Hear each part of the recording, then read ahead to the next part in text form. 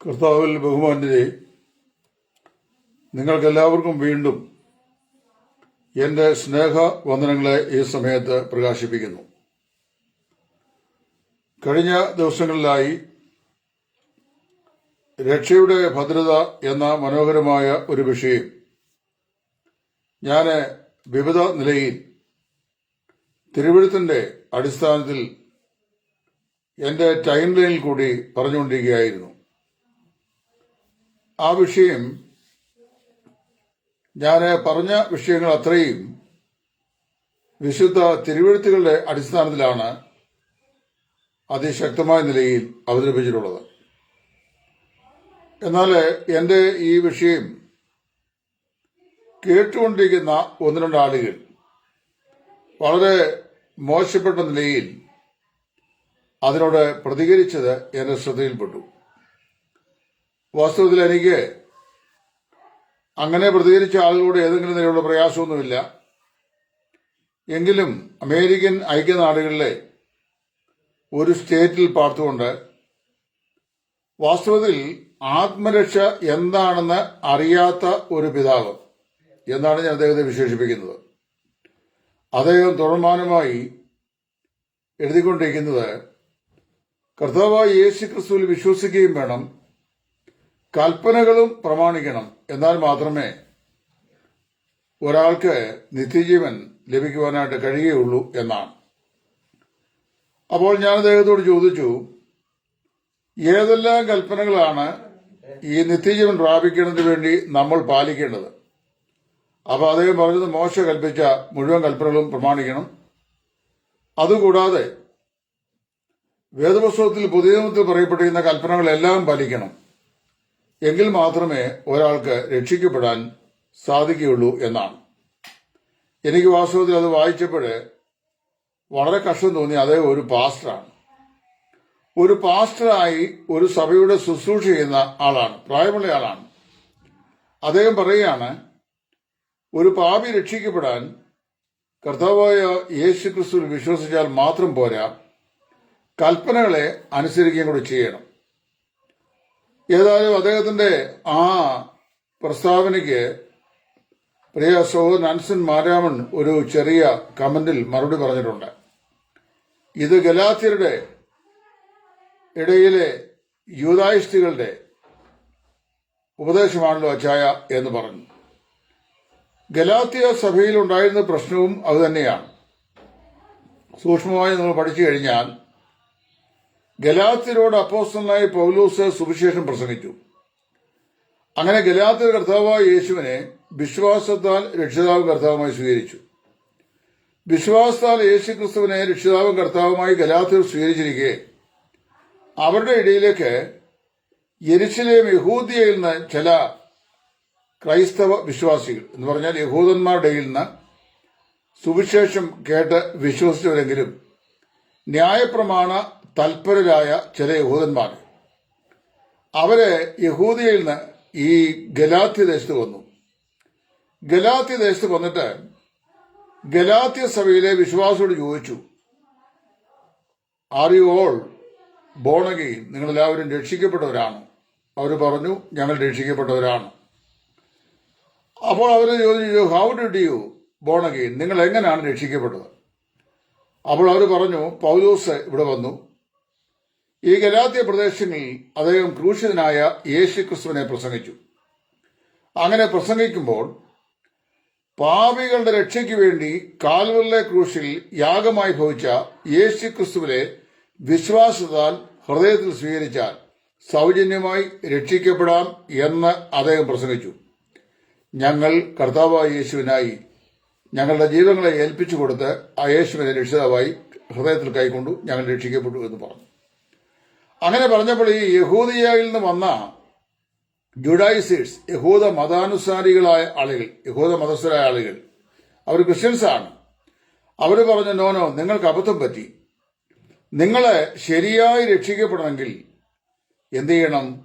മോശയിക ന്യായപ്രമാണ ആചരണ പ്രകാരം പരിച്ഛേദന കൂടി സ്വീകരിക്കണം, അല്ലെങ്കിൽ നിങ്ങളുടെ രക്ഷ ഇൻകംപ്ലീറ്റ് ആണ്, അത് അപരിപൂർണമാണ് എന്ന് പറഞ്ഞു.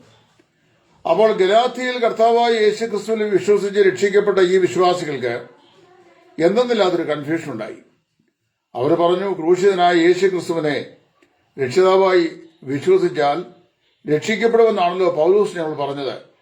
അങ്ങ് പറയുന്നു ഞങ്ങൾ ഇനിയും മോശയിക ന്യായപ്രമാണ ആചരണപ്രകാരം പരിച്ഛേദനയോട് ഏൽക്കണം, അല്ലെങ്കിൽ സാൽവേഷൻ പൂർത്തീകരിക്കപ്പെടുകയില്ലെന്ന്. ഏതായാലും പൗലോസിന്റെ ചെവിയിൽ ഈ വർത്തമാനം എത്തി. ഗലാത്യയിലെ വിശ്വാസികൾ കൃപയിൽ നിന്ന് ന്യായപ്രമാണത്തിലേക്ക് മടങ്ങിപ്പോകാനായിട്ടുള്ള ഒരു വ്യഗ്രത കാണിക്കുന്നു. അതിന് കാരണമായി തീർന്നത് യഹൂദിയയിൽ നിന്ന് ഗലാത്യയിൽ വന്ന് ഈ വ്യാജോപദേശം പഠിപ്പിച്ച യഹൂദ മത ആനുസാരികളായ ആളുകളാണെന്ന് പൗലോസ് മനസ്സിലായി. അങ്ങനെയാണ് പൗലോസ് അവരോട് മറുപടി പറയുമ്പോൾ, ഞങ്ങൾ നിങ്ങളോട് അറിയിച്ചത് ഒഴികെ, ഗലാത്യർ 1:7 വാക്യങ്ങൾ, ഞങ്ങൾ നിങ്ങളോട് അറിയിച്ചത് ഒഴികെ ഞങ്ങളാകട്ടെ സ്വർഗത്തിൽ നിന്ന് ഒരു ദൂതനാകട്ടെ നിങ്ങളോട് വേറൊരു സുവിശേഷം അറിയിച്ചാൽ ആ അറിയിക്കുന്നവൻ ശപിക്കപ്പെട്ടവൻ. പ്രത്യേകം ശ്രദ്ധിക്കണം, ഞങ്ങളാകട്ടെ സ്വർഗത്തിൽ നിന്ന് ഒരു ദൂതനാകട്ടെ നിങ്ങളോട് നിങ്ങളെ അറിയിച്ചത് ഒഴികെ വേറൊരു സുവിശേഷം അറിയിച്ചാൽ അവൻ ശപിക്കപ്പെട്ടവൻ എന്ന് പൗലോസ് പറഞ്ഞു. ഇതുകൂടാതെ 3-ാം അധ്യായത്തിന്റെ 1-ാം വാക്യത്തിലും 14-ാം വാക്യത്തിലും 2 പ്രത്യേക ചോദ്യം കൂടെ പൗലോസ് പറഞ്ഞു. ആ ബുദ്ധിയില്ലാത്ത ഗലാത്യരെ, കർത്താവായ യേശുവിനെ ക്രൂശിക്കപ്പെട്ടവനായി നിങ്ങളുടെ കണ്ണിന്റെ മുമ്പാകെ വരച്ചു കാട്ടിരിക്കെ നിങ്ങളെ ശുദ്ധം ചെയ്ത് മയക്കത. ഞാൻ ഇതൊന്ന് മാത്രം നിങ്ങളോട് ഗ്രഹിപ്പാൻ ഇച്ഛിക്കുന്നു. നിങ്ങൾ പരിശുദ്ധാത്മാവിനെ പ്രാപിച്ചത് ന്യായപ്രമാണത്തിന്റെ പ്രവൃത്തിയാലോ അതോ വിശ്വാസത്തിന്റെ പ്രസംഗം കേട്ടതിനാലോ? അതേ പൗലോസ് 3-ാം അധ്യായത്തിന്റെ 14-ാം വാക്യത്തിൽ പറയുകയാണ്, അബ്രഹാമിന്റെ വാഗ്ദത്തം വിശ്വാസികളായ നാം എന്ത് ചെയ്യുക, വിശ്വാസത്താൽ പ്രാപിപ്പാൻ തന്നെ. ദൈവം അബ്രഹാമിനോട് അരുളിച്ചെയ്ത വാഗ്ദത്തം വിശ്വസിക്കുന്നവരായ നമുക്ക് വിശ്വാസത്താലാണ് അത് പ്രാപ്യമാക്കുന്നതെന്ന് അദ്ദേഹം പറഞ്ഞു. പൗലോസ് തന്നെ കറക്റ്റ് ചെയ്തു.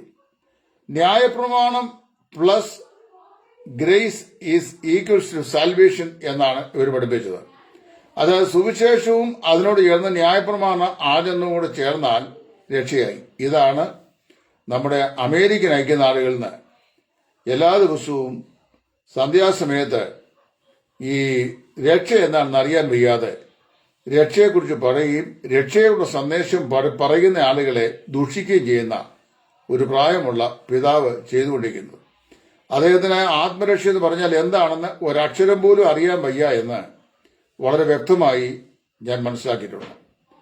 അപ്പൊ അദ്ദേഹത്തോട് ഞാൻ ചോദിച്ചു, നിങ്ങളെ രക്ഷിക്കപ്പെടണമെങ്കിൽ കൽപ്പനകൾ കൂടി പ്രമാണിക്കണമെന്ന് അങ്ങ് പറയുന്നല്ലോ, ഏതെല്ലാം കൽപ്പനകളാണ്? അദ്ദേഹം പറഞ്ഞത് പഴയ നിയമത്തിലും പുതിയ നിയമത്തിലുള്ള കൽപ്പനകൾ പ്രമാണിക്കണം എന്നാണ്. നമ്മുടെ കർത്താവിന്റെ അടുക്കൽ മർക്കോസ് 10 ഒരു ന്യായശാസ്ത്രി വന്നു. ഈ ന്യായശാസ്ത്രി വന്ന് അവനോട് ചോദിച്ചു, ഗുരു, ഞാൻ നിത്യജീവനെ പ്രാപിപ്പാൻ എന്ത് ചെയ്യണം? What shall I do that I might have eternal life? അതാണ് ഒരു ചോദ്യം. അപ്പൊ അവനോട് യേശു പറഞ്ഞു, കൊല ചെയ്യരുത്, വ്യഭിചാരം ചെയ്യരുത്, മോഷ്ടിക്കരുത്, നിന്റെ അപ്പനെ അമ്മയും ബഹുമാനിക്കാം, ഇത്യാദി കൽപ്പനകളെ പ്രമാണിക്കുക എന്ന് പറഞ്ഞു. അപ്പൊ അവൻ പറഞ്ഞു, I have been doing this all since right from my childhood. ഞാൻ എന്റെ ബാല്യം മുതൽ ഇതെല്ലാം ചെയ്തു വരികയാണ്.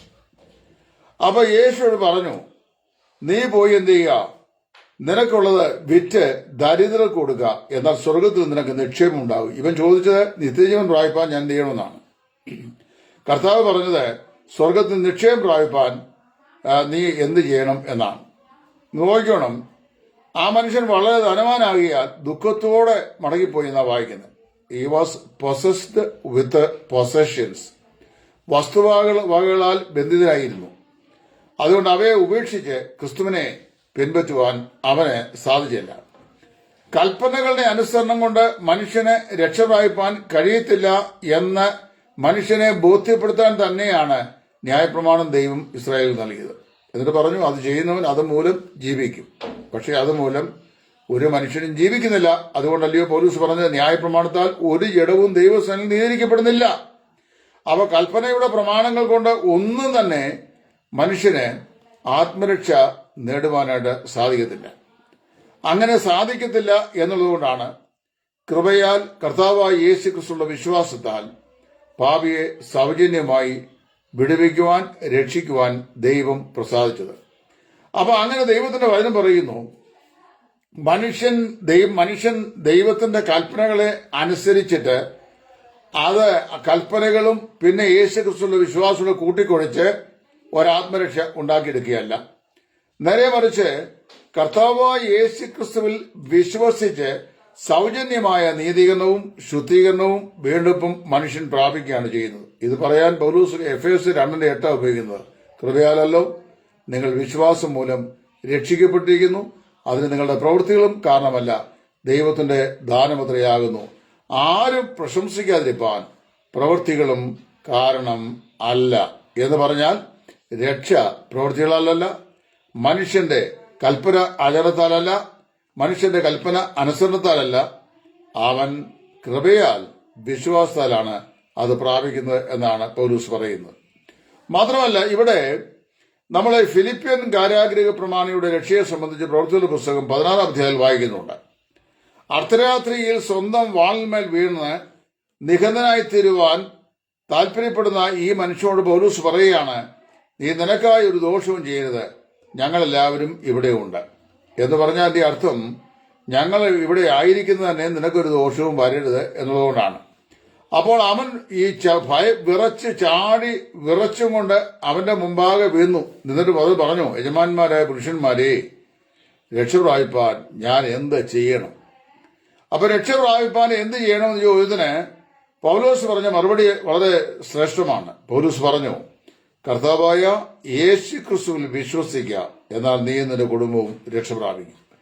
അപ്പൊ രക്ഷ പ്രാപിക്കാൻ മനുഷ്യനുള്ള ഏക മാർഗം അല്ലെങ്കിൽ ഒരൊറ്റ മാർഗം അത് കർത്താവായ യേശു ക്രിസ്തുവിൽ പാപി വിശ്വസിക്കുക എന്നുള്ളതാണ്. ആ മനുഷ്യനെ കൊണ്ട് മനുഷ്യൻ പാപിയാകിയാൽ ഒരു കൽപ്പനയും ദൈവത്തിന്റെ പൂർണ്ണതയിൽ ചെയ്യാൻ അവന് സാധിക്കത്തില്ല. കാര്യം മനുഷ്യൻ ബലഹീനനാണ്. റോമാലേഖനം 5 പറയുമ്പോൾ അഭക്തൻ, പാപി, ബലഹീനൻ, ദൈവത്തിന്റെ ശത്രു എന്നിങ്ങനെ 4 പ്രത്യേകതകളാണ് അവന്റെ ജന്മസിദ്ധമായ പ്രകൃതങ്ങളായി പൗലോസ് പറഞ്ഞിട്ടുള്ളത്. മനുഷ്യന് ആ കൽപ്പനകളുടെ അനുസരണത്തിലൂടെ രക്ഷ പ്രാപിപ്പാൻ കഴിയത്തില്ല എന്ന് ദൈവത്തിന് പൂർണ്ണമായി അറിയാവുന്നത് കൊണ്ട് തന്നെയാണ് തന്റെ ഏകജാതനായ പുത്രനെ യേശുക്രിസ്തുവിനെ ഈ ലോകത്തിലേക്ക് അയച്ചത്. യോഹന്നാന്റെ സുവിശേഷം 1:12 പറയുന്നു, അവനെ കൈക്കൊണ്ട് അവന്റെ നാമത്തിൽ വിശ്വസിക്കുന്ന ഏവർക്കും ദൈവ മക്കളായി തരുവാൻ അവൻ അധികാരം കൊടുത്തു.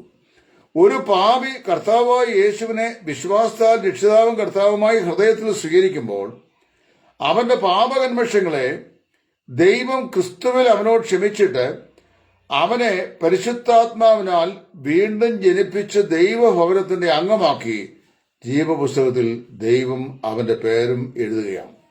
ഞാൻ മനസ്സിലാക്കുന്നത് ഈ മിക്കവാറുമുള്ള ഈ കരിസ്മാറ്റിക് സഭാഭാഗങ്ങളിൽപ്പെട്ട നല്ലൊരു ശതമാനം ആളുകൾക്കും എന്താണ് ആത്മരക്ഷ എന്ന് അറിയാൻ വയ്യ. അവരെവിടുന്നൊക്കെയോ ഇങ്ങനെ കുറെ ആളുകൾ ഇങ്ങനെ വരുന്നു, സ്നാനപ്പെടുന്നു, സഭയോട് ചേരുന്നു, കൂട്ടം കൂടുന്നു, പാടുന്നു, പ്രാർത്ഥിക്കുന്നു, സാക്ഷ്യം പറയുന്നു, സൺഡേ സ്കൂൾ നടത്തുന്നു, ഇങ്ങനെ പോകുന്നു. ആത്മരക്ഷ എന്ന് പറഞ്ഞാൽ നിത്യമായി ശിക്ഷാവുന്നത് വിടുതലാണ്. അതേക്കുറിച്ച് വ്യക്തമായ ഒരു ധാരണയില്ല. Many of them they have no understanding about what is salvation. അവിടെ എന്ത് ചെയ്യണം? രക്ഷ എന്താണെന്ന് ആളുകൾ മനസ്സിലാക്കണം. യോഹന്നാന്റെ സുവിശേഷം 1:12 കർത്താവ് ആ കാര്യം വളരെ വ്യക്തമായി പറഞ്ഞു.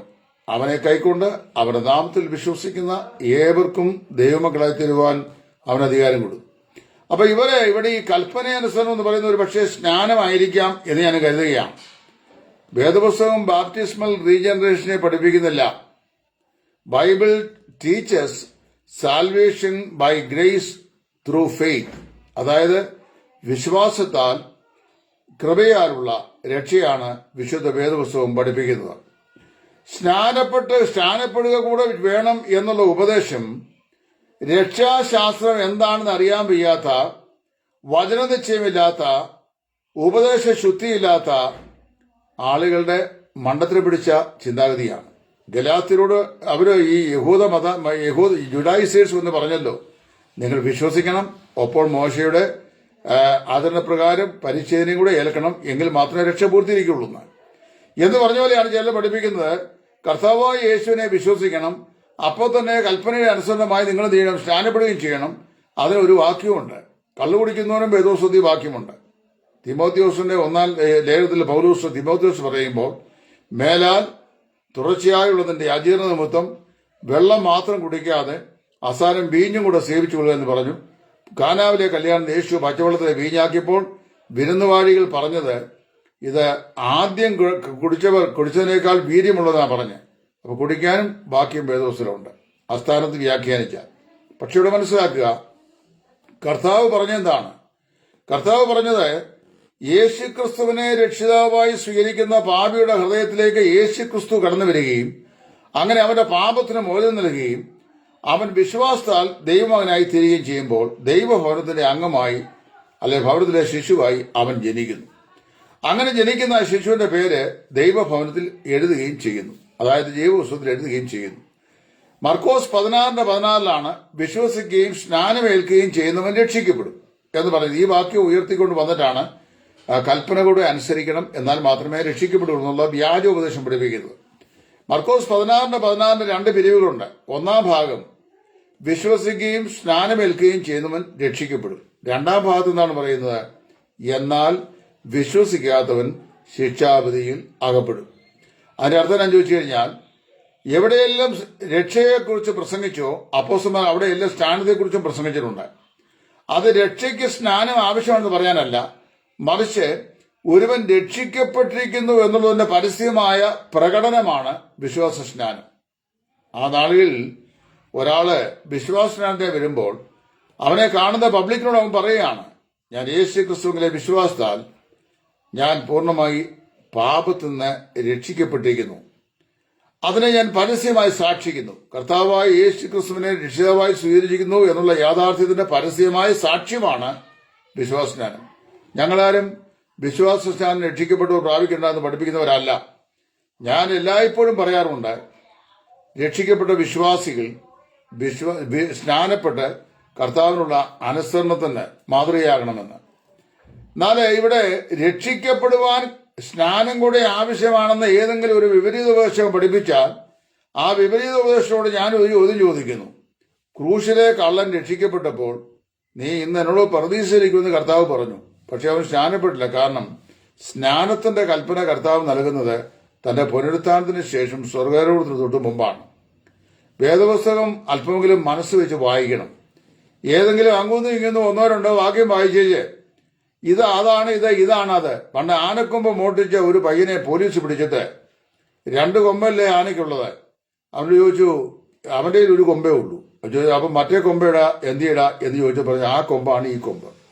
അപ്പൊ ഈ കൊമ്പ് ആ കൊമ്പാണ് ഈ കൊമ്പ്. ഇതാണ് എന്ന് പറഞ്ഞാൽ അറിയാമോ?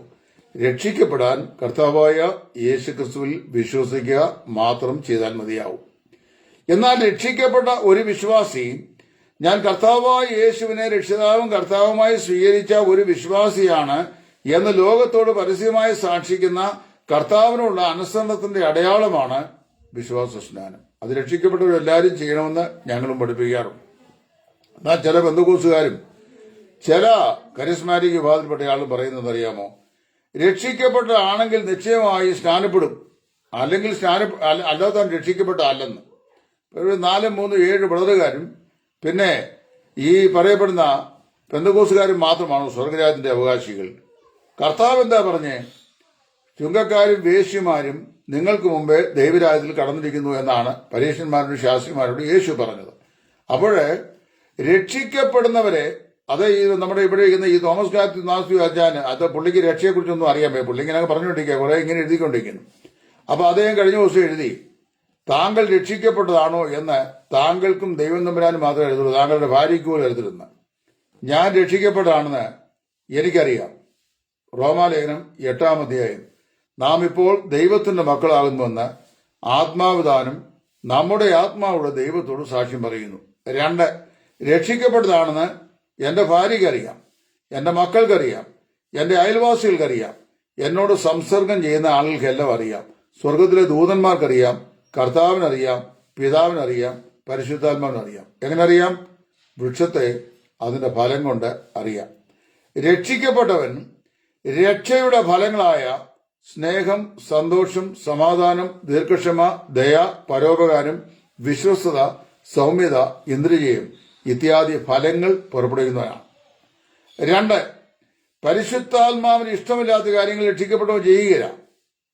അപ്പൊ പരിശുദ്ധാത്മാവിന്റെ പേരിൽ കുറച്ച് അതും ഇതുമൊക്കെ പറയുന്നതാണ് രക്ഷിക്കപ്പെട്ടതെന്ന് ഒരുത്തൻ പറഞ്ഞു കഴിഞ്ഞാൽ. അതുകൊണ്ട് ഈ എല്ലാ ദിവസവും സന്ധ്യാസമയത്ത് അമേരിക്കയിൽ ചെന്ന് അവിടെ ഇരുന്നുകൊണ്ട് കേരളത്തിൽ കവലകളിൽ വെയിൽ കൊണ്ട് പാപികളോട് സുവിശേഷം പ്രസംഗിക്കുന്ന ഞങ്ങളെ പോലെയുള്ളവരെ പഠിപ്പിക്കാൻ നടക്കുന്ന നമ്മുടെ തോമസ് മാത്യു അച്ചായൻ ഒരു കാര്യം ചെയ്യണം. കുത്തിയിരുന്ന് വേദപുസ്തകം വായിച്ച് എന്താണ് ആത്മരക്ഷ എന്ന് പഠിക്കണം. കുറഞ്ഞപക്ഷം യോഹന്നാന്റെ സുവിശേഷം 3 പ്രാവശ്യം വായിച്ചാൽ അത് മനസ്സിലാകുമെന്ന് ഞാൻ വിശ്വസിക്കുന്നു. കാര്യം യേശുവിന്റെ അടുക്കൽ വന്ന ആ നിക്കോദിമോസിനോട് കർത്താവ് പറയുകയാണ്, ആമേൻ ആമേൻ ഞാൻ നിന്നോട് പറയുന്നു, പുതുതായി ജനിച്ചില്ല എങ്കിൽ ദൈവരാജ്യം കാണുവാൻ ആർക്കും കഴിയുകയില്ല. അതൊരു പൊതുജനത്തിൽ കൂടി മാത്രമേ സാധിക്കുള്ളൂ എന്നാണ് യേശു ക്രിസ്തു നിക്കോദിമോസിന് പറഞ്ഞത്. അവൻ പരീശനായിരുന്നു, പരീശന്മാരുടെ പ്രമാണിയായിരുന്നു, ഭക്തനായിരുന്നു, പ്രായമുള്ളവനായിരുന്നു. ഈ പുതുതായി ജനിച്ചില്ല എങ്കിൽ ദൈവരാജ്യത്തിൽ പ്രവേശിക്കാൻ കഴിയില്ല എന്ന് കർത്താവ് അവനോട് പറഞ്ഞു. അപ്പോൾ പുതുതായി ജനിക്കുന്ന എപ്പോഴാണ്? ഒരുവൻ കർത്താവായ യേശുവിനെ രക്ഷിതാവും കർത്താവുമായി സ്വീകരിക്കുമ്പോഴാണ്. എവിടെയാണ് വാക്യം? റോമാലേഖനം 10:9-10 വാക്യങ്ങൾ. യേശുവിനെ കർത്താവെന്ന് വായിക്കൊണ്ട് ഏറ്റുപറയുകയും ദൈവം അവനെ മരിച്ചവരുടെ ഇടയിൽ നിന്ന് വിടുവിച്ചു, ഉയർത്തെഴുന്നേൽപ്പിച്ചു എന്ന് വിശ്വസിക്കുകയും ചെയ്താൽ നീ രക്ഷിക്കപ്പെടും. മനസ്സിലായോ? അപ്പൊ രക്ഷിക്കപ്പെടാൻ കർത്താവായ യേശു ക്രിസ്തുവിന്റെ മരണ അടക്ക പുനരുദ്ധാനത്തിൽ വിശ്വസിക്കണം. ഇനി അതിന്റെ 14 വാക്യം വരുമ്പോൾ പൗലോസ് പറയുകയാണ്, കർത്താവിന് നാമം വിളിച്ചപേക്ഷിക്കുന്ന ഏവനും രക്ഷിക്കപ്പെടും. താങ്കൾ രക്ഷിക്കപ്പെടാൻ കർത്താവായ യേശു ക്രിസ്തുവിന്റെ നാമം വിശ്വാസത്താൽ വിളിച്ചപേക്ഷിച്ചാൽ മതി. ഞാൻ അങ്ങനെ രക്ഷിക്കപ്പെട്ടത്. ഇന്ന് രക്ഷിക്കപ്പെടുന്നവരെല്ലാം അങ്ങനെ. ഞാനിപ്പോഴ് എന്റെ വീടിന്റെ അവിടുന്ന് വളരെ ബഹുദൂരത്തിലാണ്. ഇപ്പോൾ ഞാൻ എഴുതുന്ന വിഷയങ്ങള് ഒക്കെ കമന്റ് എഴുതുന്ന എനിക്ക് വളരെ സന്തോഷമാണ്. പക്ഷെ വേറെ കാര്യമുണ്ട്, ഫലസമർത്ഥമായ അമേരിക്കയുടെ ഊഷര ഭൂമിയിലിരുന്ന് സർവ്വസമ്പന്നതയും സുഖസൗകര്യാദികളും അനുഭവിച്ചുകൊണ്ട് നിങ്ങൾ അവിടെ നിന്നുകൊണ്ട് കോട്ടിട്ട് പ്രസംഗിക്കുമ്പോൾ, ഞാൻ കഴിഞ്ഞ ദിവസം നിങ്ങൾ ഇന്നലെ രാവിലെ എഴുതി, സ്വന്തം ദേശത്ത് ഉള്ള സഭയുടെ മുമ്പാകെ സുവിശേഷം പ്രസംഗിക്കാൻ കഴിയാത്തതുകൊണ്ടാണ് ചിലർ വണ്ടമ്പതാലിലും കാഞ്ഞിരപ്പള്ളിയിലും പ്രസംഗിക്കുന്നത്. താങ്കളെപ്പോലെ പ്രായത്തെ ഞാൻ ബഹുമാനിക്കുന്നു. സൂട്ടിനകത്ത് കയറി അവിടെ ഇരുന്ന് ഈ സുഖലോലുപതിയിൽ ജീവിച്ചുകൊണ്ട് അവിടെ ഇരുന്നുകൊണ്ട് ഈ അബദ്ധോപദേശങ്ങൾ പഠിപ്പിക്കുന്ന ജോലിയല്ല എന്റെ ജോലി. എന്റെ ജോലി രാവും പകലും വെയിലും കൊണ്ട് കർത്താവിന് വില ചെയ്യുന്നതാണ്. ഞാൻ വണ്ടമ്പതാലിലും കാഞ്ഞിരപ്പള്ളിയിലും 8 സ്ഥലത്ത് രാവിലെ 9 മണി മുതൽ വൈകിട്ട് 8:30 വരെ പ്രസംഗിച്ചിട്ട് വീട്ടിൽ വന്നപ്പോൾ 11:30 കഴിഞ്ഞ ബുധനാഴ്ച വന്ന ശേഷം ഇന്നാണ് ഞാൻ ബെഡിൽ നിന്ന് എഴുന്നേറ്റ. കാര്യം അതുവരെ എനിക്ക് ചെസ്റ്റ് കൺജഷനായി വെയിൽ കൊണ്ടിട്ട് വളരെ ശക്തമായി 39 ഡിഗ്രി വെയിലായി. ഇവിടെ ശക്തമായി വെയിൽ കൊണ്ടിട്ട് എന്റെ നെഞ്ച് അടച്ച് ഇപ്പോഴും ശബ്ദം ശരിയായിട്ടില്ല. കഫക്കെട്ടുകൊണ്ട് ഞാൻ കഷ്ടപ്പെട്ടിരിക്കുകയാണ്. അപ്പം ഞാൻ അങ്ങനെ ശുശ്രൂഷ ചെയ്ത് താങ്കളെ പോലെയുള്ള ആളുകളുടെ ആരുടെയും പോക്കറ്റിൽ കിടക്കുന്ന കാശ് വാങ്ങിച്ചല്ല, എന്റെ സ്വന്തം കൈകൊണ്ട് അധ്വാനിച്ച് ഞാൻ ഉണ്ടാക്കിയ പുസ്തകം തർജ്ജമ ചെയ്തുമൊക്കെ ജീവിക്കുന്ന എന്റെ കയ്യിലുണ്ട്. ഇവിടെ തന്നെ ഞാൻ ഈ 8 പ്രാവശ്യം പ്രസംഗിച്ചേച്ച് വന്നിട്ടും എന്നോട് ആരും ചോദിച്ചില്ല നിങ്ങൾക്ക് എന്തെങ്കിലും ആവശ്യമുണ്ടോ എന്ന്. അപ്പം ഞാൻ അങ്ങനെ ശുശ്രൂഷ ചെയ്യുമ്പോൾ കോട്ടിനകത്ത് കയറിയിരുന്നുകൊണ്ട് നാട്ടിൽ വെയിലുകൊണ്ട് സുവിശേഷ വിലയുന്നവനെ ആക്ഷേപിക്കാൻ നടന്നാൽ അതിന് തക്കതായ മറുപടി തക്ക സമയത്ത് പറഞ്ഞിരിക്കും. ഞാൻ എല്ലാ ആളുകളെയും പോലെയല്ല, വ്യത്യസ്ത ജീവിതം കൊണ്ട് കർത്താവിനെ സാക്ഷിക്കുകയും കഠിനാധ്വാനം ചെയ്ത് സുവിശേഷ വേല ചെയ്യുകയും ചെയ്യുന്ന ആളാണ്. മനസ്സിലായോ? പിന്നെ കോട്ട് ഇട്ടുകൊണ്ട് നാളെ താങ്കൾ ഈ അച്ചായനെ, വിവരമില്ലാത്ത അച്ചായനെ എഴുതി കോട്ട് അദ്ദേഹം ഇട്ടുകൊണ്ട് എന്റെ കുശുമ കൊണ്ടാണ് ഞാൻ പറയുന്നത്. നിങ്ങൾ കോട്ടിടുന്ന ഈ അമേരിക്കയിൽ പോയിട്ടുണ്ട്. ഞാൻ കോട്ട് അതിന് മുമ്പേ ഇട്ടിട്ടുണ്ട്, ടൈയും കിട്ടിയിട്ടുണ്ട്. ഇപ്പോഴും ഇരിപ്പുണ്ട് എന്റെ വീട്ടിൽ കോട്ട്. പക്ഷെ 39 ഡിഗ്രി ചൂടിനകത്ത് വീർത്തുലിക്കുന്നിടത്ത് കോട്ടിട്ട് പൊങ്ങച്ചം കാണിക്കുന്നതല്ല ഞാൻ. മനസ്സിലായോ? എനിക്ക് എൻ്റെ ആവശ്യമില്ല. എനിക്ക് ടീഷർട്ട് പോലും ഇട്ടുകൊണ്ടിരിക്കാൻ വയ്യ. ഞാനിപ്പോൾ അവിടുന്ന് 4.5 മണിക്കൂർ യാത്ര ചെയ്ത് ഞാനിവിടെ തൂക്കുപാലത്ത് വന്നിരിക്കുകയാണ്. അപ്പം നാണമുണ്ടെങ്കിൽ പറയുമോ, ഈ അവിടെ നാട്ടിൽ സുവിശേഷ വില ചെയ്യാൻ പറ്റുന്നുണ്ടായ ചിലര് കാഞ്ഞിരപ്പള്ളിയിലും വണ്ടമ്പതാൽ നടക്കുന്നത്. താങ്കൾ സുവിശേഷനുള്ളവരാണെങ്കിൽ അമേരിക്കയിലെ AC-ക്കകത്തിരുന്ന് നാട്ടുകാരോട് അബദ്ധോപദേശങ്ങൾ പറയുന്നത് നിർത്തിയിട്ട് ഇവിടെ വന്ന് ഞങ്ങളുടെ കൂടെ ഈ തെരുവോരങ്ങളിൽ നിന്ന് വെയിൽ കൊണ്ടുനിന്ന് 2 പ്രാവശ്യം കർത്താവിന്റെ തന്നെ വിറയ്ക്കും പ്രസംഗിക്കാൻ. ഇവിടെയുള്ള സുവിശേഷ വിരോധികളുടെ മുമ്പാകെ നിന്നുകൊണ്ട് ഇതുപോലെയുള്ള അബദ്ധോപദേശങ്ങൾ പറഞ്ഞു കഴിഞ്ഞാൽ മുട്ടുപറിക്കാൻ ചങ്കൂറ്റവും ദൈവകൃപയും വേണം. ശരിയായി രക്ഷിക്കപ്പെട്ടവന് മാത്രമേ ആത്മഭാരം ഉണ്ടാകുകയുള്ളൂ. അറിയാവോ, നിങ്ങളുടെയൊക്കെ പരിപാടി ചോദിച്ചാൽ കുളത്തിലെ മീൻപിടുത്തം പോലെ എവിടെയെങ്കിലും ഒരു സഭ തല്ലിക്കൂട്ടുക, അവരുടെ സ്വോത്രാഴ്ച വാങ്ങിക്കുക, ദശാംശത്തെക്കുറിച്ച് പ്രസംഗിക്കുക, ഇത് വാങ്ങി ഇല്ലാത്ത അനാഥശാലയുടെ ഇല്ലാത്ത വാർദ്ധക്യ സ്ഥലത്തിന്റെ പേരിൽ കാശുണ്ടാക്കുക, എന്നിട്ട് അതുകൊണ്ട് സുഖലോലുപരായി ജീവിക്കുക. കർത്താവിന്റെ വേല സ്വന്തം അധ്വാനം കൊണ്ട് ചെയ്യുന്ന, വെയിലും മഞ്ഞും കൊണ്ട് ചെയ്യുന്ന ആളുകളുണ്ടെങ്കിൽ അവരെ നിത്യം അപലപിക്കുക. ആദ്യം രക്ഷിക്കപ്പെടണം. എങ്ങനെ രക്ഷിക്കപ്പെടുന്നത്? കർത്താവായ യേശുവിനെ രക്ഷിതാവും കർത്താവുമായി ഹൃദയത്തിൽ വിശ്വാസത്തിൽ സ്വീകരിക്കുമ്പോഴാണ്. അപ്പോഴാണ് രക്ഷിക്കപ്പെടുന്നത്.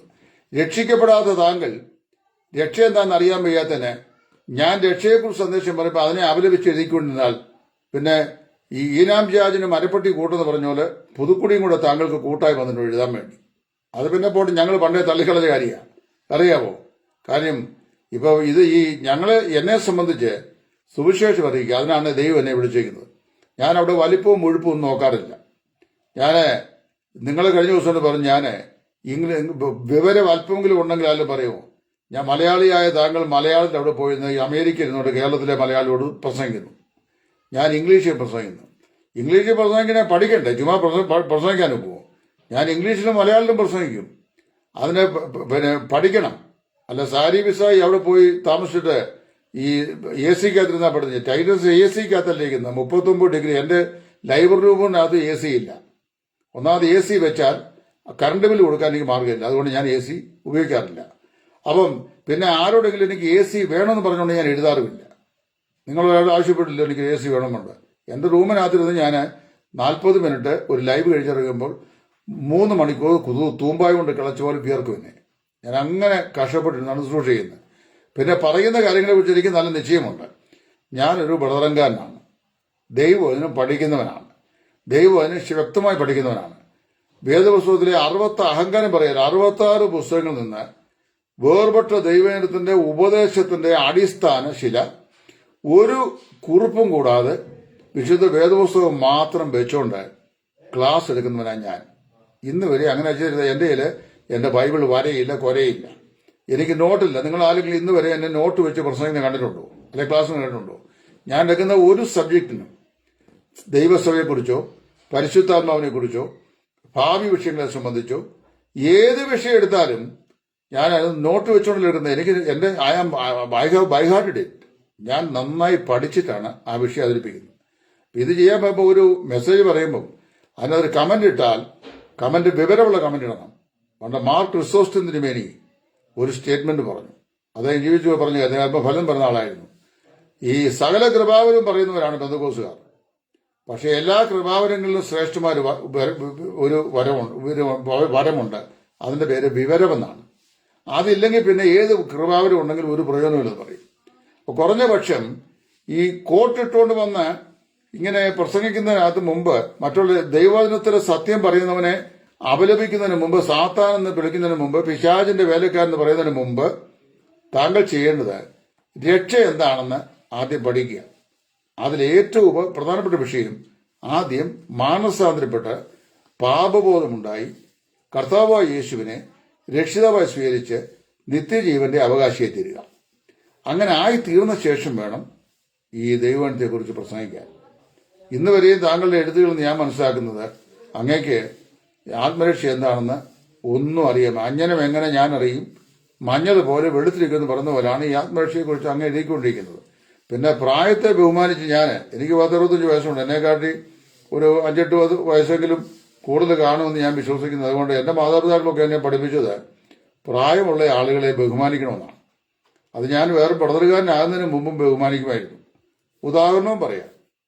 ഞാൻ ഒരിക്കൽ ഗാന്ധിധാമിൽ നിന്ന് ട്രെയിനിൽ ടിക്കറ്റ് ബുക്ക് ചെയ്ത് എന്റെ AC ക്ലാസ്സിനകത്ത് ടിക്കറ്റ് ബുക്ക് ചെയ്ത് സ്ലീപ്പർ ബുക്ക് ചെയ്ത് ഞാൻ യാത്ര ചെയ്യുകയാണ്. എറണാകുളത്ത് വന്നപ്പം ഈ AC-ക്കകത്തെല്ലാം ഇടിച്ചു കയറിയ ആളുകൾ, 1 ഇഞ്ച് സ്ഥലമില്ലാതെ. അപ്പം അവിടെ അത് കയറാൻ അങ്ങനെ അവർക്ക് കയറാൻ AC സ്ലീപ്പറിനകത്ത് കയറാൻ അവകാശമില്ല. എന്നാലും അവർ ടിക്കറ്റ് എടുത്ത് കയറി. കയറിയപ്പോൾ ഞാൻ അറിയാം, ഒരു പ്രായമുള്ള ആള്, അദ്ദേഹം ഒരു സീനിയർ മോസ്റ്റ് ആണ്, ഒരു 78 വയസ്സെങ്കിലും കാണും. ഞാൻ എറണാകുളത്ത് നിന്ന് എൻ്റെ സീറ്റ് എഴുതിന് ശേഷം ബി സീറ്റഡ് എന്ന് ഞാൻ പറഞ്ഞു. പക്ഷെ അദ്ദേഹം ഇരിക്കാൻ വിസമ്മതിച്ചു. ഞാൻ വീണ്ടും പറഞ്ഞു പ്ലീസ് ബി സീറ്റഡ് എന്ന് ഞാൻ പറഞ്ഞു. അപ്പോൾ അദ്ദേഹം പറഞ്ഞു, നിങ്ങൾ ടിക്കറ്റ് ബുക്ക് ചെയ്ത് വരുന്ന ആളല്ല, എനിക്ക് ആലുവയിൽ ഇറങ്ങാനുള്ളതാണ്, അതുകൊണ്ട് ഞാൻ വേണ്ട എന്ന് പറഞ്ഞു. ഞാൻ വീണ്ടും പറഞ്ഞു ബി സീറ്റഡ്. അപ്പോൾ ഞാൻ നിർബന്ധിച്ച് അദ്ദേഹത്തെ അവിടെ ഇരുത്തി. ഞാൻ അവിടെ മുതൽ ചെങ്ങുന്നവരെ നിന്നു. അദ്ദേഹം ആലുവയിൽ ഇറങ്ങി പിന്നെ അടുത്ത ആൾ വന്നപ്പോൾ ഞാൻ അവിടെ മുന്നിൽ നിൽക്കുകയായിരുന്നു. അപ്പോൾ എന്നോട് ആ മനുഷ്യൻ, ഞാൻ അദ്ദേഹത്തെ ചോദിച്ചു നിങ്ങൾ ആരാന്ന് ചോദിച്ചപ്പോൾ അതൊരു ഉയർന്ന ഗവൺമെന്റ് ഉദ്യോഗസ്ഥനായി റിട്ടയർമെന്റ് ചെയ്ത ഒരാളാണ്. അപ്പോൾ അദ്ദേഹം പറഞ്ഞ് പറഞ്ഞറിയാമോ, ഈ കാലത്ത് സാധാരണ ആരും അങ്ങ് പറഞ്ഞ പോലെ ചെയ്യാറില്ല. അപ്പം ഞാൻ അദ്ദേഹത്തോട് വിഷയം പറഞ്ഞു, ഞാൻ മാർത്തോമായിലാണ് ജനിച്ചു വളർന്നത്, അവരുടെ സൺഡേ സ്കൂളിലാണ് പഠിച്ചത്. പ്രായമുള്ളവരെ ബഹുമാനിക്കണം എന്ന് അന്നേ പഠിച്ചിട്ടുണ്ട്. അതുകൊണ്ട് പ്രായത്തെ ബഹുമാനിക്കുന്നു, നരച്ച തലയെ ബഹുമാനിക്കുന്നു. കാശ് കൊടുത്ത് ഞാൻ ടിക്കറ്റ് എടുത്താണെങ്കിലും ഞാൻ ബഹുമാനിക്കുന്നു. അങ്ങ് ഇരുന്നാട്ടെ എന്ന് പറഞ്ഞു. അദ്ദേഹം സന്തോഷമായി ഇരുന്നു. അപ്പം ഈ അച്ചായനെ ഞാൻ ബഹുമാനിക്കുന്നു എന്നറിയോ പ്രായത്തെ. പക്ഷെ അച്ചായന്റെ വിപരീത ഉപദേശത്തെ നഖശിഖാതെ എതിർക്കുന്നു. കഴിഞ്ഞ നാളുകളിൽ രഹബയാം പറഞ്ഞ പോലെ ഞാൻ ഈ ഉപദേശ വിഷയത്തിൽ പറയുന്നത്, അതായത് എന്റെ അപ്പൻ നിങ്ങളെ ഇത്രയും വലിയ കാര്യത്തിന്റെ ഈ ടാക്സ് കൊണ്ട് നിങ്ങളെ ദണ്ഡിപ്പിച്ചെങ്കിൽ ഞാൻ നിങ്ങളെ തേളുകളെ കൊണ്ട് ദണ്ഡിപ്പിക്കും. എന്റെ അണിവരൽ അപ്പന്റെ അരയേക്കാൾ വലുതാന്ന് പറഞ്ഞ പോലെ വിപരീത ഉപദേശം സോഷ്യൽ മീഡിയയിൽ സംസാരിച്ച് ദൈവത്തിന്റെ പുത്രന്റെ ക്രൂശിലെ മരണ മുഖാന്തരം പാപിയായ മനുഷ്യന് ദൈവം സൗജന്യമായി നൽകിയിരിക്കുന്ന നിത്യരക്ഷയും നിത്യജീവനും അത് കൃപയാലും വിശ്വാസാലുമല്ല പ്രവൃത്തിയാലും കൂടെയാണെന്നുള്ള വിപരീതോഷം പഠിപ്പിച്ചാൽ നാഗശികാന്തം ഞാൻ മറുപടി പറയും. ദൈവം എനിക്ക് പ്രാപ്തി തരുന്നത് അതിനാ എന്നെ ദൈവം തമ്പുരാൻ ചെയ്യുന്നത്. ഓരോരുത്തർക്കും ഓരോ നിയോഗമാണ്. ഓരോ വ്യക്തികളും കാലത്തിന്റെ ഓരോ നിയോഗങ്ങളായി ഭൂമിയിലേക്ക് വിട്ടിരിക്കുകയാണ്. എന്നെ ദൈവം വിട്ടിരിക്കുന്നത് ഏത് വിപരീത ഉപദേശം പറയുന്നവൻ ഉണ്ടോ ആ വിപരീത ഉപദേശത്തെ ദൈവം എന്നോട് ഖണ്ഡിക്കുക. അതാണ് എൻ്റെ ഒരു പ്രധാനപ്പെട്ട ജോലി. എൻ്റെ ആ പ്രധാന ജോലിയിലെ മറ്റൊരു വിഷയമാണ് രക്ഷയുടെ ഭദ്രതയെ ശപിക്കുന്ന ഏവനോടും ദൈവത്തിന്റെ വചനം പ്രോമിസ് ചെയ്യുന്ന രക്ഷ ഭദ്രമാണെന്ന് പഠിപ്പിക്കുക. പിന്നെ സുവിശേഷം യാതൊരു വലിപ്പച്ചെറുപ്പ് വ്യത്യാസവും ഇല്ലാതെ എനിക്കും എയർ ടൈറ്റ് ആയിട്ടുള്ള എയർ കണ്ടീഷൻ റൂമിനകത്തിരുന്നുകൊണ്ട് പ്രസംഗിക്കുകയോ ആണ്ടിലൊരിക്കൽ കിടന്ന കൺവെൻഷൻ വേദിയിൽ പ്രസംഗിക്കാൻ വേണ്ടി വേറെ യാതൊരു കറക്ഷനും പറയാതെ പ്രമാണപ്പെട്ട ആൾക്കാർക്ക് കീഴ്പ്പെട്ട് അനുസരിച്ച് മൂക്കിൽ വിരൽ തള്ളിയിരുന്നാൽ ഞാനും ഇവിടുത്തെ കൺവെൻഷൻ സ്പീക്കർ ആകേണ്ട കാലം പണ്ടേ കഴിഞ്ഞിരുന്നു. എനിക്ക് അതല്ല വിഷയം. എന്നോട് സുവിശേഷം പറഞ്ഞു എന്റെ ഗുരുനാഥനായിരിക്കുന്ന അപ്പോസ്തലനായ പൗലോസും പത്രോസും ഒക്കെ ആസിയയിലും ബിഥുനിയയിലും കപ്പദോക്യയിലും ഫിലിപ്പിയയിലും എഫേസോസിലും അവിടെ എവിടെയെല്ലാം കവലകളിലും ചന്തയിലും ഒക്കെ ആയിരുന്നു സുവിശേഷം പറഞ്ഞത്. അപ്പൊ എനിക്ക് പിന്നെ വല്ല പള്ളുണ്ടോ പറയാൻ? ആളെ കൊണ്ട് എനിക്ക് പരസ്യമാകും. അപ്പൊ ഞാൻ അതിന് ഒരു ഭള്ളുമില്ലാതെ കർത്താവിന് വേണ്ടി കവല നിന്ന് വെയിൽ കൊണ്ട് സൂക്ഷിക്കും. അവൻ മേലാൽ AC-ക്കകത്തിരുന്നുകൊണ്ട് കോട്ട് വിട്ടുകൊണ്ട് വെയിലും കൊണ്ട് ഞാൻ സുവിശേഷ വില ചെയ്യുമ്പോൾ എന്നെ അപലപിക്കാനായിട്ട് വരരുത്. ഞാൻ പറയുന്ന ആശയത്തെ ഖണ്ഡിക്കാൻ നിങ്ങൾക്ക് അവകാശമുണ്ട്. എന്റെ വ്യക്തിത്വത്തെ അപലപിക്കാൻ നിങ്ങൾക്ക് അവകാശമില്ല. അത് ഞാൻ ദൈവസ്നേഹത്തിൽ നിങ്ങളോട് പറയുകയാണ്. അത് ചെയ്യുക. പിന്നെ താങ്കളുടെ ഇന്ന് വരെയുള്ള ഒരൊറ്റ ക്ലാസ്സിലും ഒരു എഴുത്തിലും ദൈവവചനത്തോട് പുലബന്ധമെങ്കിലും പുലർത്തുന്ന ഒരു സെന്റൻസ് ഇന്ന് വരെ ഞാൻ കണ്ടില്ല. ഞാനെന്നല്ല, വേറെ ആരും കണ്ടില്ല. അത് ആ കണ്ടുള്ള പുതുക്കുടി മാത്രമേ ഉള്ളൂ. അല്ല പുതുക്കുടി പിന്നെ ഒഴുക്കുടിക്ക് ഒടുവിൽ അത് പറഞ്ഞെന്ന് വരാം, അതറിയാമോ? അത് പിന്നെ ഞാൻ അതിനെ ആ നിലയിലേ വകവെക്കുന്നുള്ളൂ. കാരണം എന്താ വെച്ചാൽ ഈ ദൈവകൃപയെ അനാവൃതമാക്കിയ ഒരുവൻ ഇങ്ങനെ പറഞ്ഞുകൊണ്ടിരിക്കുന്നു. നിങ്ങൾക്ക് രണ്ടുപേർക്കാണ് ഞാൻ ലൈവിൽ വന്ന് ദൈവവചനം പറയുമ്പോൾ ഏറ്റവും കൂടുതൽ സൂക്കറുള്ളതായിട്ട് കാണുന്നത്. ഒന്ന് പുതുക്കുടി, പിന്നെ കുറെ ചെറുപ്പക്കാരൻ, ഞങ്ങൾക്ക് 60 വയസ്സൊക്കെ കാണുള്ളൂ.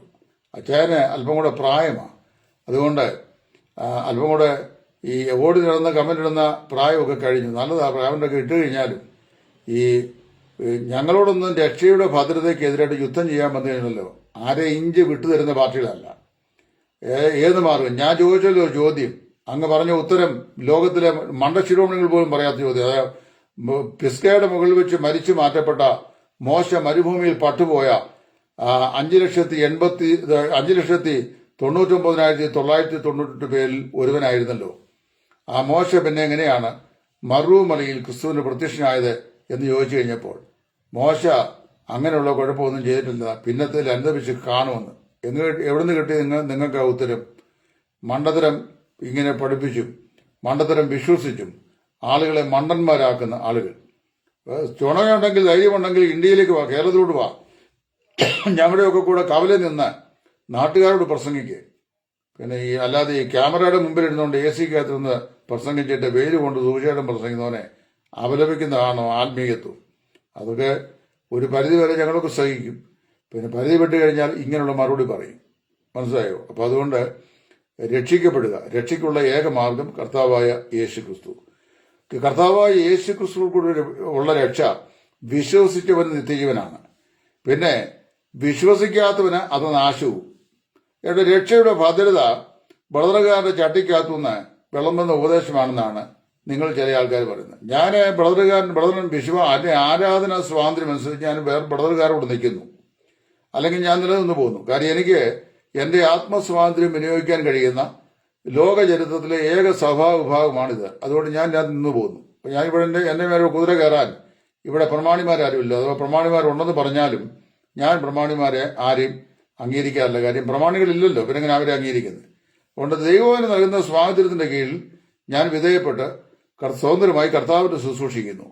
അങ്ങനെ ശുശ്രൂഷ ചെയ്യുന്ന എനിക്ക് അതിനുള്ള സ്വാതന്ത്ര്യം ദൈവത്തിന്റെ പരിശുദ്ധാത്മാവ് നൽകിയിട്ടുണ്ട്. അല്ല, ഞാൻ ആദ്യം ഒരു സംഘടനയുടെയും ഒരു നേതാവിന്റെയും പിന്നെ ഒരു പ്രസ്ഥാനത്തിന്റെയും അമേരിക്കൻ ഏജൻസിയുടെയും ഒന്നും ആളല്ല. അറിയാവോ? ഞാൻ ആരുടെയും ഡോളറും വാങ്ങിക്കാറില്ല. അത് മനസ്സിലാക്കണം. അപ്പൊ അതുകൊണ്ട് എനിക്ക് ഇത് പറയാനുള്ള സ്വാതന്ത്ര്യം, ഞാൻ ഒരു ബ്രദറുകാരനാണ് എന്ന് ഞാൻ അഭിമാനത്തോട് പറയുന്നു. ഞാൻ ഇനി അന്ത്യം വരെ അങ്ങനെ തന്നെ പറയുന്നേ. രണ്ട്, ഞാന് രക്ഷയുടെ ഉപദേശത്തിന്റെ സ്ഥിരത പഠിച്ചത് ഞാൻ ദൈവവചനത്തിൽ നിന്നാണ്. എന്റെ ദൈവത്തിന്റെ ഫോഷ്ക്ക് പറയാത്ത വിശ്വസ്തനായ ദൈവമാണ് എന്നോട് പറഞ്ഞിരിക്കുന്നത്, നീ രക്ഷിക്കപ്പെട്ട നിന്റെ നിത്യത ഉറപ്പാണെന്ന്. അല്ലാതെ നിങ്ങളെപ്പോലെ ഇങ്ങനെ സ്റ്റുഡിയോയ്ക്കകത്ത് വന്നിരുന്നേച്ച് വലിയ ബാനറും വെച്ച് കെട്ടിക്കൊണ്ട് ഓവർകോട്ട് ഇട്ടുകൊണ്ട് മണ്ടത്തിനും പറയുന്ന ആൾക്കാരല്ല പറയുന്നത്. എന്റെ കർത്താവ് എന്ന് പറഞ്ഞ് നീ വിശ്വസിച്ചാൽ രക്ഷിക്കപ്പെടുമെന്നും ജീവിച്ചിരുന്ന് എന്നിൽ വിശ്വസിക്കുന്ന ഒരുവനും ആരും ഒരു നാൾ മരിക്കരുതെന്നും പറഞ്ഞ കർത്താവാണ്. എനിക്ക് എന്റെ കർത്താവിനെ വിശ്വസിച്ചാൽ മതി. ഞാനത് വിശ്വസിക്കുന്നു. ധൈര്യമുണ്ടെങ്കിൽ എൻ്റെ കൂടെ 1 മണിക്കൂർ ലൈവിൽ ജോയിൻ ചെയ്യും. അപ്പൊ രക്ഷ ഭദ്രമാണോ ഇല്ലയോ എന്നുള്ളത് ഞാൻ നന്നായി വെളിപ്പെടുത്തി പറഞ്ഞുതരാം. അപ്പൊ അതിനുള്ള ധൈര്യം ഇല്ലെന്ന് എനിക്കറിയാം. ഞാനിവിടെ ഈ പല ആളുകൾ ഇവിടെ കമന്റ് ഇടുന്ന നഷ്ടവാദികളോട് ഞാൻ ചോദിച്ചിട്ടുണ്ട്, are you willing to come with me on a live? അപ്പോൾ ഓരോ പറയും അച്ഛൻ്റെ പ്രായമുള്ളതുകൊണ്ട് ഞാൻ അച്ഛനോട് അങ്ങനെ ഇരിക്കാതിരിക്കുന്നില്ല, മറ്റേയാണ് മറിച്ചയാണ് എന്നൊക്കെ പറഞ്ഞുകൊണ്ട് ഇങ്ങനെ ഒഴിഞ്ഞോടുക. ഇതൊക്കെ അങ്ങ് തന്നെത്താൻ പറഞ്ഞാൽ മതി. മനസ്സിലായോ? ദൈവവചനം കൊണ്ട് എൻ്റെ അടുത്ത് സംസാരിക്കാൻ വന്നു കഴിഞ്ഞാൽ കരിമ്പം കാട്ടി കുറുക്കൻ തല കാണിച്ചിട്ട് ഓളിയിട്ടേച്ച് ഓടുന്ന പോലെ ഓടുകയുള്ളൂ, ഒരു രക്ഷയില്ല. അതാദ്യം മനസ്സിലാക്കണം. വിശ്വസിക്കുന്നുവോ നീ വിശ്വാസത്താൽ രക്ഷിക്കപ്പെടുന്നു. നീ രക്ഷിക്കപ്പെടുവോ എന്നേക്കുമായി നിന്റെ രക്ഷ സ്ഥിരമായിരിക്കുന്നു. നിന്റെ രക്ഷ എന്റെയും കയ്യിലല്ല, എന്റെ രക്ഷ എന്റെ കർത്താവിന്റെ കയ്യിലാണ്. അവിടെയാണ് യൂദ 24 പറയുന്നത്, വീഴാതെ വണ്ണം നിങ്ങളെ സൂക്ഷിച്ച് തന്റെ മഹിമാസന്നയിൽ കളങ്കമില്ലാതെ ആനന്ദത്തോട് നിർത്തുവാൻ കഴിവുള്ളവന് എന്നാ കർത്താവിനെ കുറിച്ച് പറയുന്നത്. ഞാൻ കർത്താവിന്റെ കയ്യിൽ അള്ളിപ്പിടിച്ച് കിടക്കുന്നതുകൊണ്ട് ഞാൻ സുരക്ഷിതനായിട്ടിരിക്കുകയല്ല. എന്റെ കർത്താവിന്റെ കരങ്ങൾ കൊണ്ട് അവൻ എന്നെ ബലിഷ്ഠമായി പിടിച്ചിരിക്കുകയാണ്. എന്ന് മാത്രമല്ല, എന്നോട് പറഞ്ഞിട്ടുണ്ട്, ഞാൻ നിന്നെ ഒരു നാളും കൈവിടുകയില്ലെന്ന്. അപ്പൊ ഒരു നാളും കൈവിടുകയില്ലെന്ന് എന്നോട് പറഞ്ഞ എന്റെ കർത്താവ് എന്റെ രക്ഷ അവന്റെ കയ്യിലാണെന്നും അവന് ഒരു നാളും എന്നെ കൈവിടുകയില്ലെന്നും പറയുമ്പോൾ പിന്നെ അങ്ങും ഇങ്ങി ഇരുന്നുകൊണ്ട് വേദോത്സവം അറിയാൻ വയ്യാത്ത, രക്ഷിക്കപ്പെടാത്ത, പാവമോചനം പ്രാപിക്കാത്ത ആത്മരക്ഷ എന്താണെന്ന് ഇന്ന് വരെ അറിഞ്ഞിട്ടില്ലാത്ത, അനുഭവിച്ചിട്ടില്ലാത്ത ആളുകൾ വന്നുകൊണ്ട് നഷ്ടപ്പെടും പറഞ്ഞാൽ നിങ്ങളുടെ രക്ഷ നഷ്ടപ്പെടുമായിരിക്കും, ഞങ്ങളുടെ ആരുടെയും രക്ഷ നഷ്ടപ്പെടുകയില്ല. അറിയാവോ? രക്ഷിക്കപ്പെട്ടവന്റെ രക്ഷയാണ് നഷ്ടപ്പെടാത്തത്. രക്ഷിക്കപ്പെടാത്തവന് പിന്നെ രക്ഷയില്ല, അവൻ നഷ്ടപ്പെട്ടവൻ തന്നെ. അതാണ് എന്റെ വിഷയം. പിന്നെ വേറെ വിചിത്രമായ വേറൊരു ഉപദേശമാണ്, അങ്ങനെ രക്ഷിക്കപ്പെട്ട രക്ഷ നഷ്ടപ്പെടുകയില്ല, എന്നാൽ ഒരുത്തരം സ്വയമായി നഷ്ടപ്പെടുത്താൻ കഴിയുമെന്ന്. അതങ്ങനെ നോക്കുന്നത്, കർത്താവിന്റെ രക്ഷിക്കപ്പെട്ടവൻ കർത്താവിന്റെ കരങ്ങളിൽ സുരക്ഷിതനാണെന്ന് വേദോസം പറയുക. അപ്പോൾ കർത്താവിന്റെ കയ്യിൽ നിന്ന് ചാടിപ്പോകാൻ പറ്റുമെന്ന് അതാ പറയുന്നത്. ലോകത്തിലായാലും അങ്ങനെ പോവോ? ചാടിപ്പോവോ? കർത്താവിന്റെ കയ്യിൽ നിന്ന് ചാടിപ്പോകാൻ പറ്റുമോ? കർത്താവിന്റെ കയ്യിലായിരിക്കുമ്പോൾ തന്നെ ക്രിസ്തുവിന്റെ മാർമികമായ ശരീരത്തിന്റെ ഒരു അവയവമായി കൂടെ ഞാൻ മാറ്റപ്പെട്ടിരിക്കുകയാണ് എന്നാണ് ദൈവവചനം പറയുന്നത്. ഞാൻ കർത്താവായ യേശു ക്രിസ്തുവിന്റെ കരങ്ങളിലാണ്. രക്ഷിക്കപ്പെട്ട ഞാൻ കർത്താവിന്റെ കരങ്ങളിലാണ്. അപ്പോൾ തന്നെ യേശു ക്രിസ്തുവിന്റെ കരങ്ങളിലേക്ക് ഞാൻ യേശു ക്രിസ്തുവിന്റെ ശരീരമായ സഭയുടെ, മാർമിക സഭയുടെ ഒരവയവവും കൂടിയായി മാറ്റപ്പെട്ടിരിക്കുകയാണ്. ഇനി ആ തലസ്ഥാനത്ത് തന്നെ പറിച്ചു മാറ്റാൻ പറ്റുമോ? അപ്പൊ പറഞ്ഞു കാൽവിന്റെ ഉപദേശം എങ്ങാണ്ട് കിടന്ന ഫ്രഞ്ചുകാരനായിരുന്ന ദുരുപദേശവും കാൽവിനും ഞാനുമായിട്ട് എന്ത് ബന്ധം? എനിക്ക് എന്റെ കർത്താവിന്റെ ഉപദേശമല്ലേ പറഞ്ഞു, കർത്താവല്ലേ പറഞ്ഞേ വിശ്വസിച്ചാൽ നീ രക്ഷിക്കപ്പെടുമെന്ന്. വിശ്വസിച്ചാൽ രക്ഷിക്കപ്പെടുന്ന കർത്താവ് പറഞ്ഞാൽ പിന്നെ കാൽവിന്റെയും പിന്നെ മാർവിന്റെയും പുറകെ നടക്കേണ്ട ആവശ്യമുണ്ടോ? വേദോത്സവമായിട്ട് എന്റെ ഇരിക്കുന്ന വേദോത്സവം 66 പുസ്തകമുണ്ട്, വിശുദ്ധ വേദോത്സവം. ബൈബിൾ സൊസൈറ്റി ഓഫ് ഇന്ത്യ ഇറക്കിയ വേദോത്സവം. അതാണ് എന്റെ ഇരിക്കുന്നത്, അതാണ് ഞാൻ വായിക്കുന്നത്, അതാണ് ഞാൻ പഠിക്കുന്നത്, അതാണ് ഞാൻ പ്രസംഗിക്കുന്നത്. നീ രക്ഷിക്കപ്പെട്ടവന്റെ രക്ഷ ഭദ്രമാണ്. അവന് രക്ഷിക്കപ്പെട്ടവർ ചാടിപ്പോകാനൊന്നും പറ്റുകയില്ല, എങ്ങും പോകാനൊക്കുകയില്ല. പിന്നെ അടുത്ത ആരോപണം, വ്യഭിചാരം ചെയ്താലും ദുർഗത്തിൽ പോകുന്നവന്. എത്രയോ വ്യഭിചാരികളായ ഭാഷന്മാരെ എനിക്കറിയാം, നിങ്ങൾക്കറിയാമല്ലോ. അപ്പൊ ആ ഭാഷന്മാരുടെ കാര്യം കഴിഞ്ഞ 3 ആഴ്ച മുമ്പേ എന്നെ ഊഷിൽ വിളിച്ചു. ഒരു പാസ്റ്ററുടെ മകളാ, പുറത്ത് പറയാൻ പ്രയാസമാണ്. അവിടെ വിവാഹം കഴിച്ചു വിട്ടാ ഭർത്താവിനെ ഇട്ടേച്ച് മതിലി ആടാൻ പോയി. ഭർത്താവ് ഇപ്പൊ ആകാൻ പോയിരിക്കുകയാണ് ഉപേക്ഷിക്കാൻ വേണ്ടി. അപ്പൊ എന്നെ ഒന്ന് ഇടപെടാൻ വേണ്ട. ഞാനെങ്ങനെ ഈ നാറിയ കാര്യത്തിൽ ഇടപെടുന്നത്? അപ്പൊ ഇതുപോലെ അപ്പൊ അങ്ങനെയുള്ളവരുടെ രക്ഷയും കണ്ടിരിക്കും. ഞങ്ങളാരും രക്ഷിക്കപ്പെട്ട ഒരു വ്യഭിചാരം ചെയ്യാനും എവിടെയെങ്കിലും പെണ്ണുങ്ങളുണ്ടോന്ന് അന്വേഷിക്കാനും മതിലിയാടാനും ഒന്നും പോകുന്ന ആളുകളല്ല. ഞാനൊന്നും പോകാറില്ല. എന്റെ കാര്യം ഞങ്ങൾ പറഞ്ഞാൽ ഞാൻ പോകാറില്ല. മറ്റൊരു കാര്യം എനിക്കറിയാൻ വയ്യ. പിന്നെ രക്ഷിക്കപ്പെട്ടവന് അവൻ ജഡശരീരത്തിൽ ജീവിക്കുമ്പോൾ പാപം ചെയ്യാൻ സാധ്യതയുള്ള ശരീരത്തിലാണ് ജീവിക്കുന്നതെന്ന് വിശ്വസിക്കുന്നത്. ഞാൻ എത്രയോ പ്രാവശ്യം എന്റെ വീഡിയോയിൽ പറഞ്ഞു, ഒരു രക്ഷിക്കപ്പെട്ട ദൈവവേദൽ പാപത്തിൽ രസിച്ച് തുടരുകയില്ല. അബദ്ധവശാൽ അവന്റെ ജീവിതത്തിൽ പാപം സംഭവിക്കാം, എന്നാൽ അതേ പാപത്തിൽ അവൻ കണ്ടിന്യൂ ചെയ്യാൻ സാധിക്കുകയില്ല. ഉദാഹരണം പറഞ്ഞാൽ, രക്ഷിക്കപ്പെട്ട ഒരുവനെ ഒരു ഗ്ലാസ് മദ്യം കുടിക്കേണ്ടി വന്നു എന്ന് വരാം, കുടിക്കാൻ പാടില്ല. പക്ഷെ അവൻ സ്ഥിരമായി മദ്യപാനിയായി തുടരുകയും വിശ്വാസിയാണെന്ന് പറയാൻ ഞാൻ കഴിയില്ല. രക്ഷിക്കപ്പെട്ട ഒരുത്തൻ വ്യഭിചാരം ചെയ്തു പോയി എന്ന് വരാം, ദാവീദിന് തെളിവല്ലേ. അപ്പം വ്യഭിചാരം ചെയ്ത ദാവീദിനെയാണ് എന്റെ ഹൃദയപ്രകാരമുള്ള മനുഷ്യനെന്ന് കർത്താവായ യേശു പറഞ്ഞത്. ഇനി അത് തന്നെയാണ് അതിനേക്കാൾ എത്രയോ ഗൗരവമായ മെസ്സേജ് ഇന്നലെ ഞാൻ പറഞ്ഞു.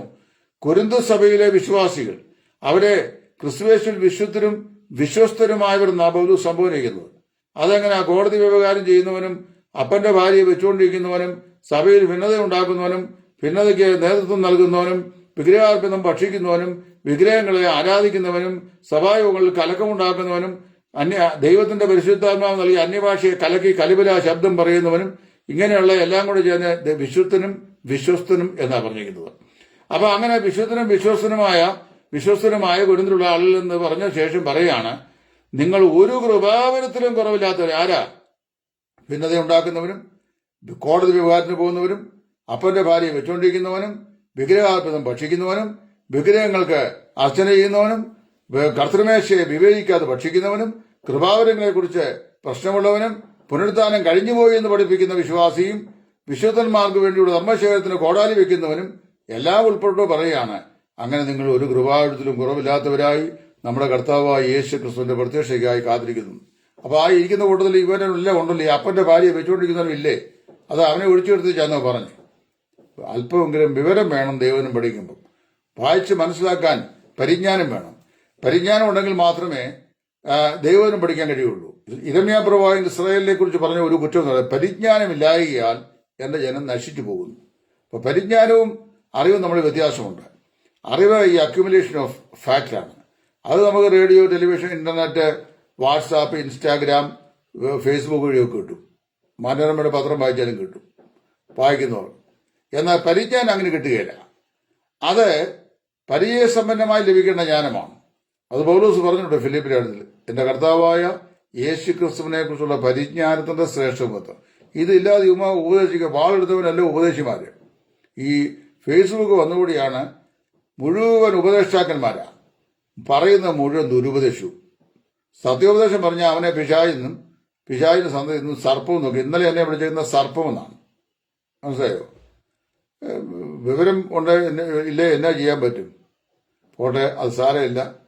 ക്വാളിറ്റി എനിക്കറിയാം, അതുകൊണ്ട് ഞാൻ ദൈവനാമത്തിൽ ക്ഷമിച്ചേക്കുന്നു. അങ്ങനെ ആരെല്ലാം വിളിക്കുന്നത്, എന്നെ തെറി വിളിക്കുന്ന ആൾക്കാർ തെറിയുണ്ട്. അപ്പോൾ അവരോടെല്ലാം പറയുന്നത് തെറി പറയാൻ പറ്റും എനിക്ക്.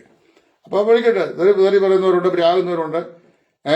4 കൊല്ലം മുമ്പേ എന്റെ നാക്ക് തളർന്ന്, അന്യഭാഷയെ കുറിച്ച് ഞാൻ ക്ലാസ് എടുത്തപ്പോൾ പറഞ്ഞു എന്റെ നാക്ക് തളർന്ന് ഞാൻ കിടക്കുമെന്ന് എന്നോട് എഴുതിയിട്ടുള്ളവന്മാരുണ്ട്.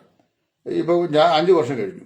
അപ്പോൾ ആ സമയത്ത് എനിക്ക് സെർവിക്കൽ ഡിസ്കിന്റെ പ്രശ്നമായിട്ട് ഞാൻ ഇവിടെ തൈക്കാട്ടുശ്ശേരി മനയിൽ 1.5 വർഷക്കാലം ട്രീറ്റ്മെന്റിൽ തുടർന്ന സമയത്താണ് തളർന്നു പോകുന്നത്. ഞാനും ചിന്തിച്ചു, അത് പേടിച്ചല്ല, എന്റെ ശരീരസ്ഥിതി കൊണ്ട്.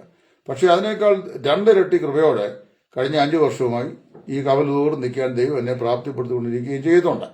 അപ്പോൾ ഒരു കവലയിൽ വന്ന് ജനറൽ പബ്ലിക്കിനോട് കർത്താവിന്റെ സുവിശേഷം ഒരക്ഷരം പറയാൻ കഴകമില്ലാത്ത മനസ്സില്ലാത്ത പുള്ളികളാണ് അമേരിക്കയിൽ ഇരുന്നുകൊണ്ട് ഇത് സംസാരിക്കുന്ന എന്നോട് എന്നെ അപലപിച്ച് സർവസ്വന്തീപനം വിളിക്കുന്നത്.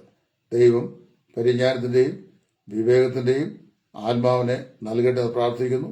കാരാഗ്രഹ പ്രമാണി ചോദിച്ച ചോദ്യം ഇതാണ്: ദൈവമാന്മാരെ, ഞാൻ രക്ഷപ്രാപിപ്പാൻ എന്ത് ചെയ്യണം? അപ്പൊ കാരാഗ്രഹ പ്രമാണിയുടെ പൗലോസ്, നീ കർത്താവായ യേശുവിൽ വിശ്വസിക്കുകയും മോശ തന്ന ന്യായപ്രമാണവും പിന്നെ പൊതുനിയമത്തിലെ ഇതുവരെ എഴുതിയിട്ടുള്ള കൽപ്പനകളോട് പ്രമാണിക്കുകയും ചെയ്യണം എന്നാണ് പറഞ്ഞത്. കർത്താവായ യേശുവിൽ വിശ്വസിക്കുക, നീ നിന്റെ കുടുംബവും രക്ഷപ്രാപിക്കും. രക്ഷയ്ക്കാതെയുള്ള മാർഗം ഈ പരിജ്ഞാനം കൃപയാൽ പ്രാപിപ്പാൻ ദൈവം എല്ലാ പ്രിയപ്പെട്ടവർക്കും സംഗതിയാക്കട്ടെ എന്ന് പ്രാർത്ഥിക്കുന്നു. കർത്താവിന്റെ നാമം മഹത്വപ്പെട്ട്. ക്രിസ്തുവിൽ നിങ്ങളുടെ സഹോദരൻ സുവിശേഷൻ ടൈറ്റസ് ഫ്രം ഇടയാർപെടാം.